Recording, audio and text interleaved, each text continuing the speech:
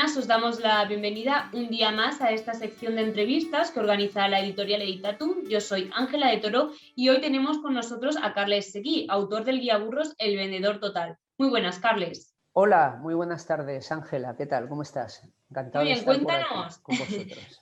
Cuéntanos quién eres, qué relación tienes con el sector de las ventas. Muy bien, bueno, pues yo soy Carles Seguí, tengo 23 años de experiencia en dirección comercial y dirección de operaciones en multinacionales y desde hace 10 monté mi propia compañía, que es una consultoría empresarial para pymes, donde estamos ayudando a muchísimas empresas a desarrollar habilidades de todo tipo que necesitan para pasar de dueños a empresarios, como solemos decir, ¿no?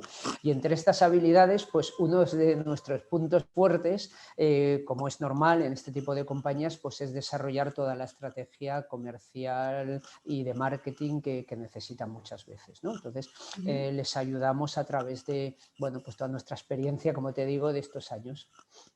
Vamos a empezar, si quieres, por una pregunta fácil. ¿Qué es el vendedor total? Bueno, el vendedor total es una manera de reflexionar ya desde el inicio del libro, que lo refleja, de una filosofía que creo que hemos trasladado muy bien a todos nuestros clientes y en concreto a todos los equipos comerciales también, ¿no?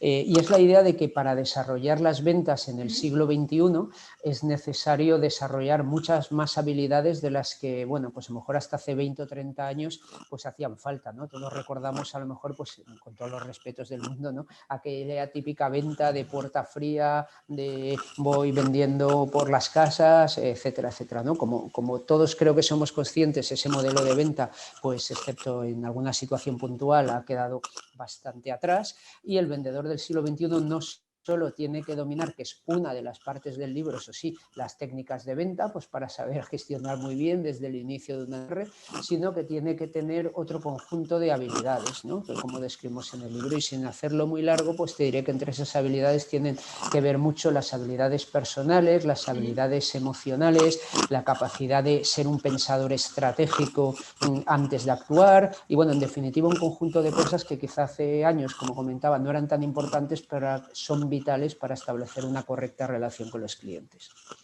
¿Esas habilidades de las que nos hablas son las que mencionas en el libro que se llaman habilidades hacia adentro?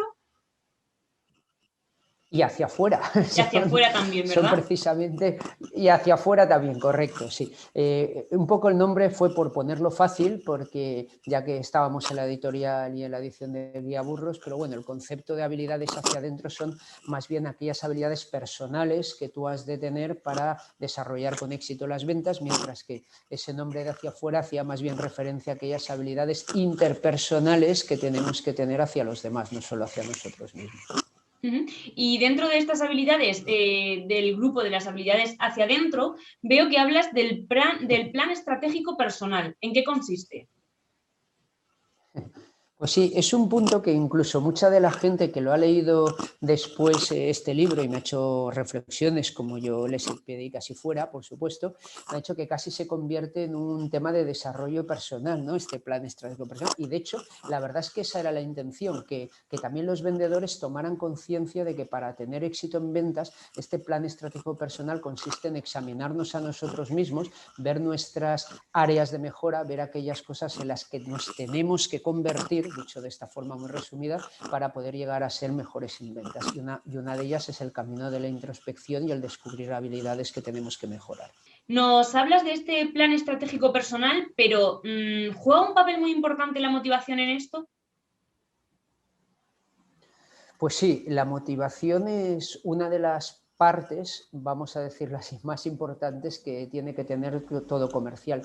De hecho, intento ir un poquito más allá en el libro y comento que la motivación no es solo un tema de motivación desde fuera, motivación externa, sino que doy algunas claves de la importancia de la motivación intrínseca o motivación interna que tienen que desarrollar los comerciales para tener éxito.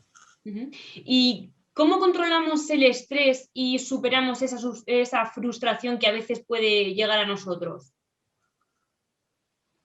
Bueno, esto sí que más que una entrevista en un minuto sería voy a hacer un poco la broma casi de psicólogo a veces, ¿no? Pero bueno, yo te voy a dar algunas pista, y siempre digo, algunas de las reflexiones que comento muchas veces a los equipos comerciales es, por ejemplo, que el tema del rechazo, del no de los clientes no es un tema personal, ¿no? Esto es un tema que hay que tener muy importante. Normalmente cuando nos rechazan, lo que están rechazando es nuestro producto o servicio y no nos están rechazando a nosotros como personas. Entonces, esto es una de las cosas más importantes, que a veces, digamos, como dicen los americanos, do not take it personally, ¿no? A veces nos tomamos muy personalmente ese tipo de rechazos. Luego, la frustración también tiene que ver con, bueno, cuando a veces encadenamos esas famosas rachas que toda persona que ha estado en equipos comerciales lo ha leído, entre comillas, alguna otra vez, que es que parece que se me ha olvidado vender, o es que de repente no me entran pedidos, ¿no? Entonces, hay que tener mucha fuerza, por eso también la importancia que mencionaba antes de las habilidades hacia adentro y hacia afuera y del plan estratégico personal, porque hay que tener muchísima fuerza interior, vamos a decirlo así, para saber que, bueno, en algún momento dado, por pura estadística, podemos tener una secuencia de 90 y hay que tener la perspectiva suficiente para no entrar en el bucle negativo de me pongo más nervioso, me genera más estrés, me frustro más. Eso lo transmito tanto en la comunicación verbal como en la comunicación no verbal, lo que lleva como consecuencia que vendo menos. Ya está, es así de fácil. Pues sí, y para terminar esto de las habilidades, vemos ahora las de hacia afuera, que en el libro hablas de que hay tres: principio de autoridad, de credibilidad y de escucha activa. ¿Hay alguno que se le tenga que dar más importancia?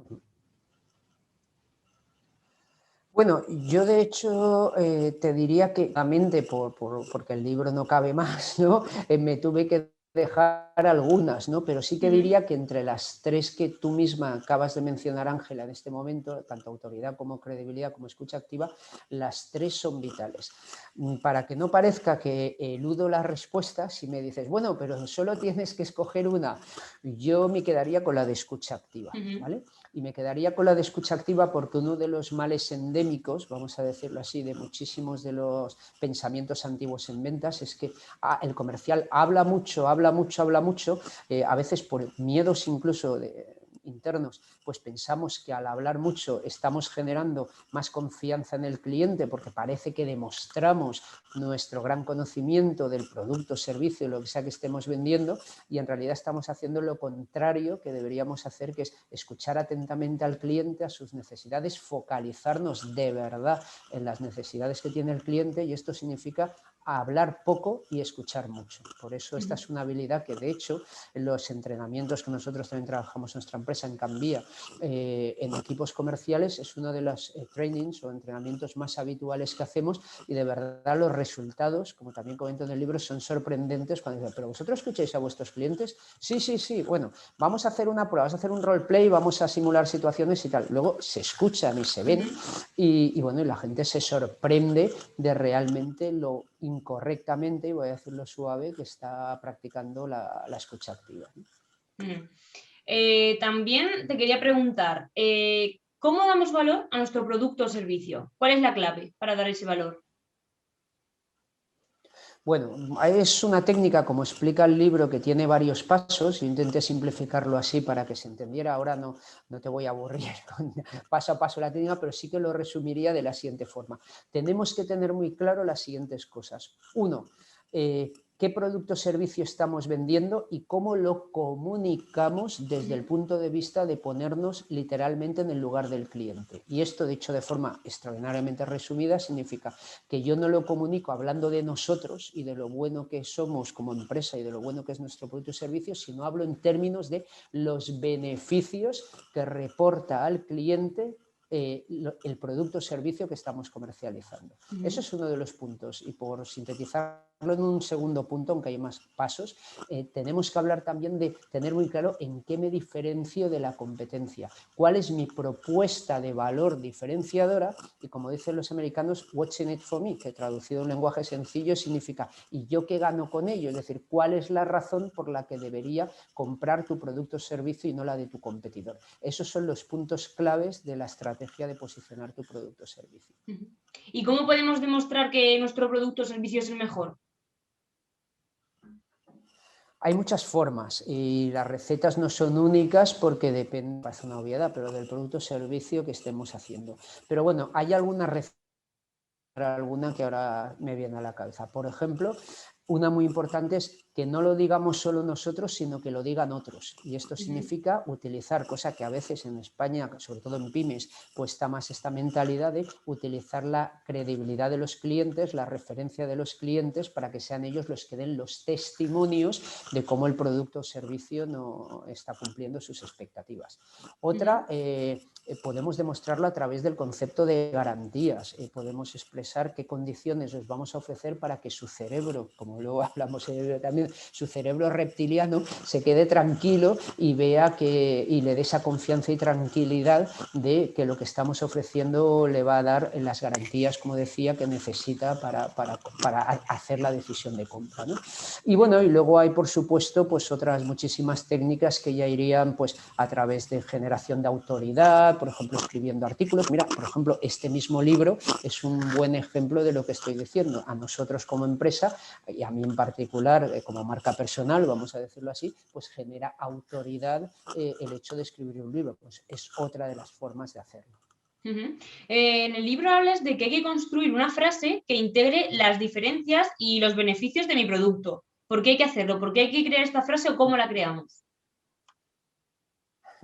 Bueno, el por qué hay que hacerlo va muy entroncado, Ángela, con lo que comentaba antes de esa definición del producto y servicio, de la propuesta de valor, de en qué nos diferenciamos. Hay que hacerlo porque también te sorprenderías de que cuando a un comercial dices, bueno, explícame de una forma esencial por qué tengo que comprar esto, en qué os diferencia y tal, hay unas extraordinarias dificultades hasta del lenguaje, habitualmente, no digo que todo el mundo le pase, pero habitualmente hay muchas dificultades en expresar este concepto de una forma clara, en 20 segundos, que el cliente pueda entender tu mensaje. Entonces, es una frase que sí que es muy metodológico y muy intencionadamente restrictivo, pero es para que sean capaces en general de focalizarse en algo que les ayude a transmitir este mensaje de forma clara y no suelten un rollo de 3 minutos que el cliente se pierde totalmente. Sí, no, y el por qué, o sea, el cómo hay que hacerlo es a través de esta metodología que explico en el libro, y el por qué también creo habértelo contestado,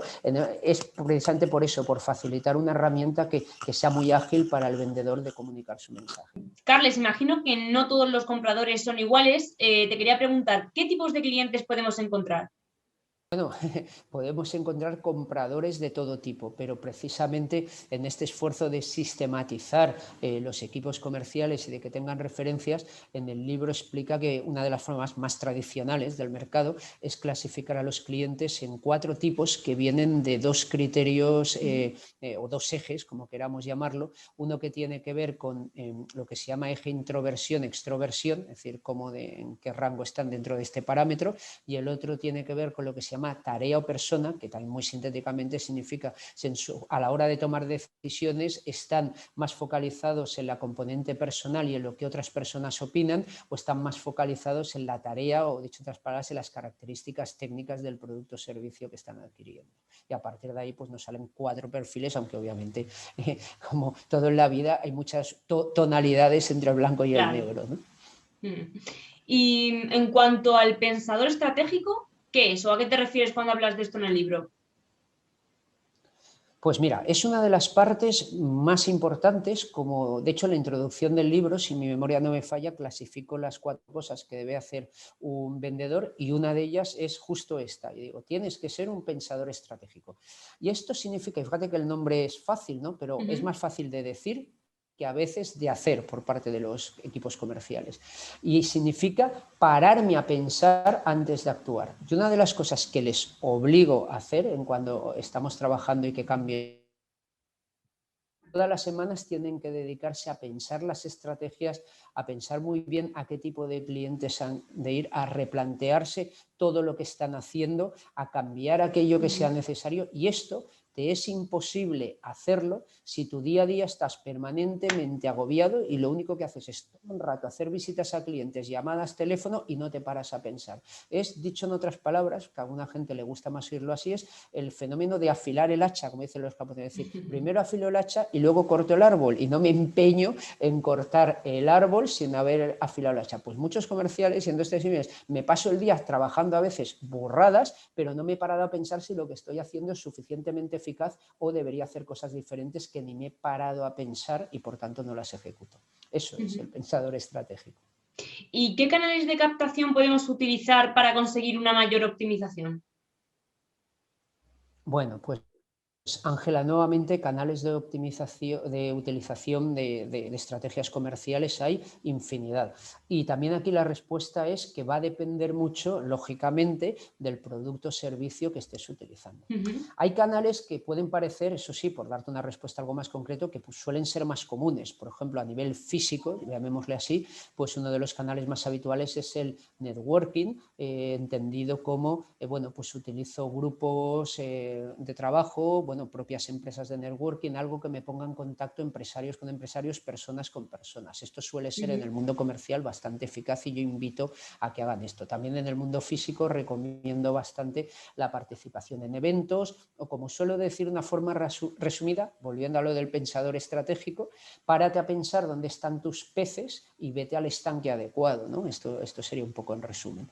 Y luego, a nivel de estrategias online, bueno, pues aquí hay un mundo amplísimo y que, bueno, también es algo que hay que tener muy en cuenta ahora y de hecho, como probablemente sepas, en el mundo moderno, vamos a decirlo así, del siglo XXI, se suele hablar de estrategias omnicanal, en el sentido de que tenemos que tener estrategias muy amplias que cubren pues muchos espectros y muchos canales diferentes, ¿no?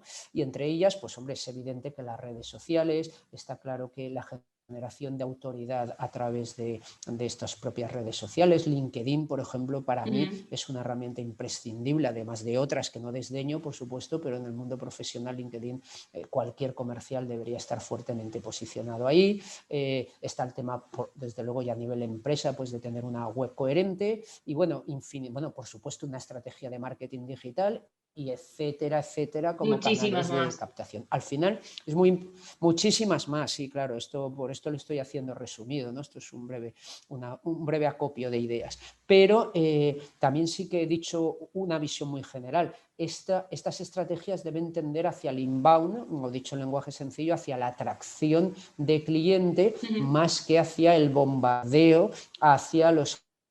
Aunque yo entiendo, y a veces hay algún producto o servicio, pues temas más de compra rápida o de decisión impulsiva, como puede ser, por decir, alguna funda de un móvil, por decir un producto sencillo, vale. Pero en general las compras de productos o servicios de valor añadido debemos cada vez más tener técnicas en las que provoquemos, a través del marketing digital y muchas estrategias derivadas, esa atracción del cliente hacia nosotros.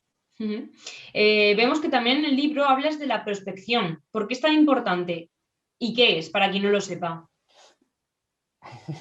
Bueno, pues al hilo de todo estilo argumental, que valga la redundancia, que estamos hablando hoy de las estrategias de captación, ¿qué es la prospección? Es traducir todas esas estrategias y qué voy a hacer en bueno, pues en una plasmación a nivel, bueno, pues sea un Excel en la versión más súper simplificada, sean unos sistemas de CRM o sea en otras versiones incluso de inteligencia artificial que empiezan a estar muy de moda en estos momentos, son tener claro a qué tipo de clientes voy a atacar, tenerlos, digamos, visualizados, y la prospección consiste en eso, en a través de qué canales, como hablábamos antes, voy a contactarles, pero tener claros quiénes son. Entonces la prospección consiste primero en pensar qué quiero, segundo, identificar cuáles son esos clientes que quiero y tercero, aplicar las estrategias de captación adecuadas para esos clientes que he pensado.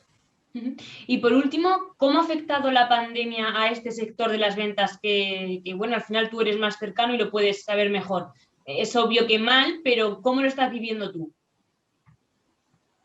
Pues mira, aquí casi nos saldríamos del mundo de las ventas, pero lo voy a ligar, por supuesto, y me iría más al de, que es otro de los campos que trabajamos mucho, al de el tema de la estrategia y el desarrollo personal, ¿no? ¿Por qué? Porque nos lo podemos tomar como, bueno, pues oye, qué desastre y ahora qué hago, porque yo tenía una manera de hacer las cosas y se me ha caído el mundo, ¿no? O dos, tengo la opción de reinventarme, repensar, utilizar ese tiempo, que si lo estamos acostumbrados nos será mucho más fácil, de pensamiento estratégico, y decir, oye, se me ha caído la alternativa esta, ¿qué hago? Te pongo un ejemplo fácil de Cambia, que lo hicimos durante varios meses. Oye, es evidente que no podíamos tener los entrenamientos físicos personales con equipos. Bueno, pues hicimos entrenamientos online. ¿Qué perdimos? ¿Un 10% de eficacia en el límite? Bueno, quizá en el primero o el segundo, en el tercero ¿vale? Entonces, al final consiste en, bueno, pues tenemos que adaptarnos todos, repensar estrategias y pensar que, bueno, ahora ha sido la pandemia, pero es que dentro de ya, voy a decirlo así, es la inteligencia artificial. Claro. Y habrá sistemas que casi van a emular el comportamiento comercial, sino mejorarlo en algunos aspectos. Entonces, ¿cuál va a ser el valor añadido del comercial si ya está la inteligencia artificial? No solo ya los business intelligence y los sistemas de prospección y de big data que están tan de boga ahora. Por encima de esto va a haber sistemas que van a ser capaces de hablar, ya existen, y de interactuar con el cliente como si se tratara de una persona física. Entonces, ¿cuál va a ser mi papel desde el punto de vista comercial si todo eso ya existe? Pues ahí lo dejo como en el aire, porque bueno, va a ser objeto de hecho de futuros conocimientos que voy a transmitir. Sí, al final hay que sacar en claro que hay que reinventarse, que hoy es una pandemia, pero mañana puede ser otra cosa y que hay que seguir adelante, ¿verdad? Exactamente, Ángela. Al final, como creo que justo menciono en el primer párrafo del libro, el mundo está en constante cambio y hay que surfing the change, o navegar o surfear, por ser más exactos, sobre el cambio, ¿no? Ya no se trata ni siquiera de adaptarnos, se trata de el cambio es permanente y por tanto tenemos que ir navegando por encima de él para no hundirnos, ¿no? Dicho así de claro. Pues sí, Carles Seguí, qué decirte que muchísimas gracias por estar con nosotros, por hablarnos un poquito más de tu libro, del Guiaburros El Vendedor Total, y de enseñarnos, bueno, pues a cómo ser mejor vendedores, ¿no? Recordar a todos los que nos estén viendo que pueden adquirir tu libro tanto en nuestra página web, en www.guiaburros.es, en Amazon o en las mejores librerías. Carles, muchas gracias. Pues gracias a vosotros en general por haberme concedido este tiempo, que os lo agradezco mucho, a toda la editorial y en particular, por supuesto, a ti, Ángela. Muchas gracias por tu tiempo, ha sido un placer. Muchas gracias, un saludo.